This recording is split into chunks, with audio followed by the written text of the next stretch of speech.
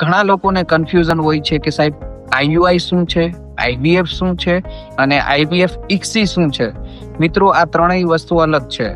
IUI એટલે કે ઇન્ટ્રાયુટ્રાઇન ઇન્સિમિનેશન, જેમાં એ નેચરલ પ્રોસેસ છે જે અમે કપલને પ્રેગ્નન્સી રહેવામાં મદદ કરીએ છીએ.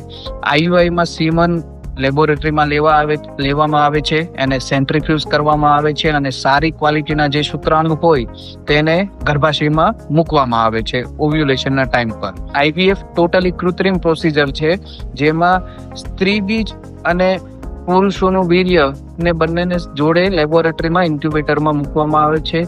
બાળક એમાંથી જાતે કુદરતી રીતે બની જતું હોય છે અને એ બાળકને ડે 3 અથવા ડે 5 ઉપર ફ્રીઝ કરવામાં આવે અને એ ફ્રોઝન બાળકને પછી લેટર ઓન એમ્બ્રિયો ટ્રાન્સફર કરવામાં આવે અથવા ગર્ભ પ્રત્યારોપણ કરવામાં આવતું હોય છે.